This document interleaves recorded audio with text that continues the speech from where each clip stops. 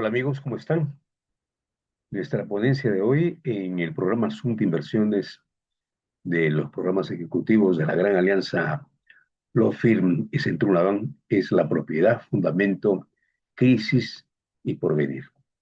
Este es un tema de absoluta y plena actualidad. Veamos por qué. Del derecho natural a la propiedad tokenizada. Lo que debe recordarse, lo que debe actualizarse y lo que ya viene. Vamos a comenzar poco a poco, desgranando cada uno de los conceptos. Voy a hablarles de algo que todos ustedes ya poseen, sin haberlo pensado nunca del todo. La certeza de que lo suyo es suyo. Suena musical. Esa certeza tiene un nombre técnico, propiedad, y una historia de más de 4 siglos de discusión jurídica que hoy se cruza de golpe con la inteligencia artificial, el blockchain y la informalidad de nuestras propias tierras. Así están las cosas. Amigos y colegas, en los próximos 10 minutos recorreremos 3 tiempos. Lo que debemos recordar, los cimientos clásicos e internacionales que nadie debería olvidar, lo que debemos actualizar, la realidad peruana entre la usucapión, la minería y los conflictos de tierras, y lo que ya viene, la propiedad de la era digital. Sí, la era digital y las reformas que el Perú tiene pendientes. Ningún tribunal, por prestigioso que sea, resuelve un caso de propiedad sin partir de estos 3 tiempos a la vez. Bueno, vamos al marco jurídico internacional, lo que debe recordarse. ¿Les parece? Los fundamentos clásicos. La propiedad moderna no nació en un registro público, nació en la filosofía del derecho natural. Hugo Grocio, en el siglo XVI, nos dejó el principio que hoy sostiene todo contrato y todo título. Pacta sunt servanda, lo pactado obliga. Sin esa promesa cumplida, ningún derecho de propiedad, que al final es una promesa colectiva de respeto, podría sostenerse en el tiempo. Samuel Pfaffendorf añadió la idea de que el dominio proviene del derecho natural. Esto quiere decir anterior al Estado. Emérico de Patel distinguió entre el dominio, el señorío privado sobre la cosa, y el imperium, la soberanía del Estado sobre el territorio. Distinción que, como veremos, sigue explicando hoy los conflictos entre el dueño del suelo y el dueño del subsuelo en la minería peruana. Pues bien, John Locke fue más allá. Sostuvo que el trabajo mezclado con la naturaleza es lo que genera propiedad legítima y que la libertad individual es inseparable de ella. William Blackstone, en sus comentarios sobre las leyes de Inglaterra, la definió como el dominio despótico del hombre civilizado sobre las cosas externas del mundo, el paso de la posesión salvaje a la posesión ordenada por ley. Y ya en el siglo XX, Marcel Planiol sistematizó todo ese acervo dentro del derecho civil continental, el mismo que heredó nuestro Código Civil peruano. Veamos el sistema interamericano. Ese linaje filosófico se convirtió en derecho positivo vinculante. La Declaración Universal de los Derechos Humanos en su artículo 17, protege a toda persona contra la privación arbitraria de su propiedad. La Convención Americana sobre Derechos Humanos, en su artículo 21, reconoce el uso y goce de los bienes y permite su limitación solo por razones de utilidad pública y mediante indemnización. La Corte Interamericana ha dado a esa norma un contenido que el Perú no puede ignorar. En el caso de la comunidad Mayana, Sumo, Aguas Ticni contra Nicaragua, del año 2001, como recordarán, la Corte extendió la protección de la propiedad a la posesión ancestral y comunal de los pueblos indígenas, aunque careciera de título registral. Y en el caso Salvador Chiriboga contra Ecuador, fijó un estándar que hoy rige toda expropiación en la región. La indemnización debe ser justa y sobre todo oportuna, pagada antes o al mismo tiempo que se despoja al propietario, no años después. El régimen constitucional peruano, es interesante analizarlo, mencionarlo aquí. La Constitución de 1993 recoge exactamente esa arquitectura. El artículo 2, inciso 16, reconoce el derecho a la propiedad como derecho fundamental de la persona. El artículo 70 la declara inviolable y solo admite la expropiación por causa de seguridad nacional o necesidad pública declarada por ley, previo pago en efectivo de la indemnización justipreciada. Esto es muy familiar entre nosotros. El artículo 88 garantiza el pluralismo en las formas de propiedad de la tierra y el artículo 89 declara imprescriptible las tierras de las comunidades campesinas y nativas, salvo abandono. Recordemos esto, la propiedad peruana no es un dato aislado, es la traducción local de Grosio, de la Convención Americana y de los 2 siglos de doctrina civil. Prescripción adquisitiva. Otro punto. La usucapión como válvula de seguridad. Aquí es donde la teoría se vuelve práctica cotidiana. Nuestro Código Civil permite adquirir la propiedad por el simple transcurso del tiempo y la posesión. Se exigen 3 condiciones acumulativas: una posesión continua, pacífica y pública. El animus domini, es decir, comportarse efectivamente como propietario y no como simple tenedor. Y el transcurso de 5 años sin media justo título y buena fe, o 10 años en cualquier otro caso. Pero la usucapión tiene límites que muchas veces se ignoran. No opera sobre los bienes de dominio privado del Estado. La ley 29.618 estableció la presunción de que todo predio sin inscripción y sin propietario conocido pertenece al Estado. No opera sobre las tierras de comunidades campesinas y nativas que la propia Constitución declara imprescriptibles. No opera sobre las áreas naturales protegidas. Y por supuesto, rige el principio de ex injuria jus non oritur. De un acto ilícito no puede nacer un derecho. Quien posee de mala fe, mediante violencia o fraude, no adquiere nada por más años que pase. ¿Por qué existe entonces la usucapión? Es un premio a la ocupación.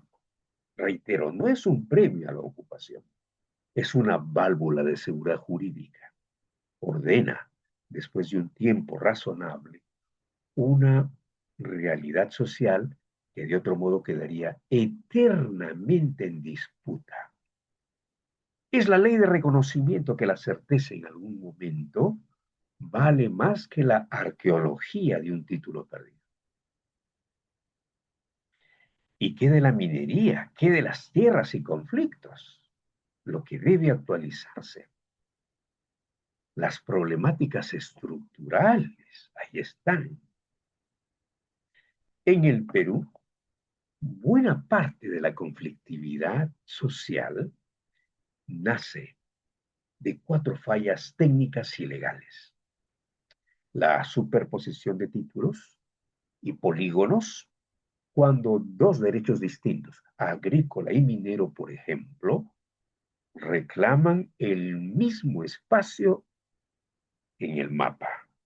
La distinción muchas veces mal entendida por la población entre la propiedad del suelo, que puede ser privada, y la propiedad del subsuelo y sus recursos, que la Constitución reserva íntegramente al Estado. La informalidad y el laberinto legal que rodea a la pequeña minería y las invasiones a concesiones mineras ya otorgadas y vigentes. La minería legal, punto delicado que casi nadie quiere tocar, pero hay que tocar lo que hay que decir sin eufemismos. La minería ilegal no es una forma más de posesión, cuidado, es usurpación con daño ambiental, usurpación, ejercida sin ningún título de posesión ilícita y debe distinguirse con precisión de la minería tradicional o ancestral de comunidades que sí acreditan un vínculo histórico legítimo con la tierra. Confundir ambas categorías, como ocurre con frecuencia en el debate público, es tan grave jurídicamente como confundir al propietario con el usurpador. Bueno, el derecho se va actualizando y aquí traigo el dato. Un dato que corresponde este año. El Congreso de la República, mediante ley 32537, publicada en diciembre de 2025, amplió una vez más. Es ya la quinta prórroga de 2016. Desde el año 2016, quiero decir, la vigencia del Registro Integral de Formalización Minera, el REINFO, hasta el 31 de diciembre de 2026. O hasta que entre en vigor una nueva ley de la pequeña minería y minería artesanal, la llamada Ley MAPE. El propio Ministerio de Energía y Minas ha reconocido públicamente en agosto de este año que bajo el proceso actual casi nadie se va a formalizar y que seguir prorrogando el plazo no resuelve el problema de fondo. La minería ilegal, según estimaciones citadas en el debate político de este 2026, mueve ya más recursos que el narcotráfico en el país. Este es exactamente el punto donde la filosofía de Bartlett, Dominium versus Imperium, deja de ser un concepto de aula y se convierte en la explicación jurídica de un conflicto territorial que vemos todos los días en la prensa.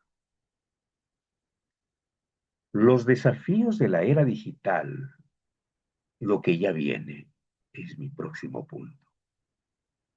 Inteligencia artificial, sí. La propiedad, tal como la definieron Locke o Blackstone, presuponía siempre un objeto físico y un autor humano. La inteligencia artificial rompe esa presunción.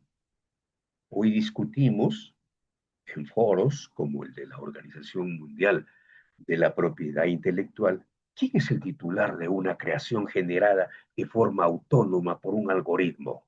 Si los principios tradicionales de originalidad y autoría, pensados para la persona humana pueden aplicarse a una máquina. ¿Qué ocurre cuando un modelo se entrena con datos u obras ajenas sin autorización? ¿Y cómo se distribuye la responsabilidad civil entre quien programa el sistema y quien lo usa? El consenso internacional, todavía inacabado, tiende a mantener la autoría humana como requisito y a tratar la IA como herramienta, no como titular. De ahí vienen los activos intangibles. La propiedad del siglo XXI ya no se agota en el predio, se extiende a los datos personales protegidos en el Perú por la ley 29733, a las patentes, marcas y licencias que conforman la propiedad intelectual clásica y a la seguridad informática y el blockchain, que hoy no solo protegen activos digitales, sino que empiezan a registrar activos físicos. Ahí está el comercio, ahí está la inversión y la nueva propiedad tokenizada. En el plano de la inversión, los tratados de libre comercio fijan estándares internacionales de protección a la propiedad y prohíben la expropiación indirecta, aquella que despoja de valor a un bien sin necesidad de transferir el título. Las sociedades LLC se usan cada vez más como vehículos de gestión de riesgo patrimonial y persisten los mecanismos internacionales de resolución de disputas, como el arbitraje de inversión, para dar a esos derechos una garantía que trascienda al poder judicial de un solo país. Y aquí está la tendencia, que si no la nombro, de todos modos ya está entre nosotros. La tokenización de la propiedad inmobiliaria. El Foro Económico Mundial ha estimado que los activos tokenizados, incluida la propiedad raíz, podrían representar hasta el 10% del Producto Bruto Mundial hacia 2027. Aquí nomás, el próximo año. En la práctica, significa dividir un inmueble en miles de fracciones digitales negociables en una cadena de bloques, cada una respaldada por un token verificable. Durante 2026 hemos visto ya las primeras ofertas de este tipo entrar en operación en distintos mercados. Ya están aquí. La pregunta que un jurista debe hacerse no es si esto va a llegar al Perú. Ya está llegando. Sino si nuestro sistema registral, pensado en el papel del siglo XIX, está preparado para reconocer, oponer y proteger un derecho de propiedad que nace y se transa en una base de datos distribuida. Propuestas de reforma. ¡Qué atrevimiento!, dirán algunos. Reforma, la agenda pendiente del Perú. Tenemos agenda, señores. Frente a todo lo anterior, la reforma que el Perú necesita tiene 4 ejes concretos. Uno, la simplificación y la digitalización registral para que inscribir un derecho deje de ser una carrera de obstáculos. Dos, la creación de un mapa único de oponibilidad que integre de una vez el catastro, el registro de predios y el registro minero, y elimine la superposición de títulos de la que hablamos antes. Tercero, la formalización como llave de acceso al crédito. La idea que Hernando de Soto expuso en El misterio del capital, un título sin registro es un activo muerto. Y no le falta razón, incapaz de convertirse en garantía y por tanto en desarrollo.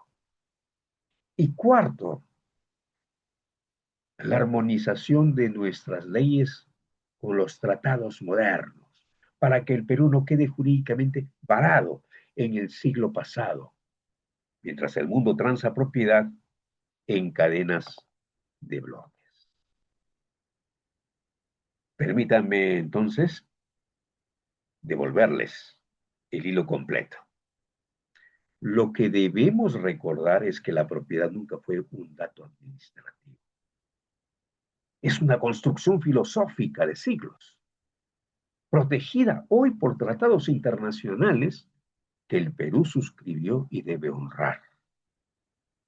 Lo que debemos actualizar es nuestra propia casa, una usucapión con límites claros, un ordenamiento territorial que distingue el suelo del subsuelo y una minería informal que el Estado, con la ley 32537, ha vuelto a postergar a fines de este 2026, sin resolverla de fondo. Y lo que ya viene, la inteligencia artificial, los datos, el blockchain, la propiedad tokenizada, no es ciencia ficción, es la próxima controversia que vamos a tener que resolver, con las mismas preguntas que se hacía Ambrosio hace 400 años. ¿De quién es esto? ¿Quién lo garantiza? La propiedad, en el fondo, nunca ha sido solamente un derecho sobre las cosas. Es la promesa que una sociedad se hace a sí misma de que el esfuerzo y la confianza serán protegidos por reglas más duraderas que cualquier coyuntura. Esa promesa, señoras y señores, es la que hoy les he pedido revisar conmigo. Muchas gracias. Permiso.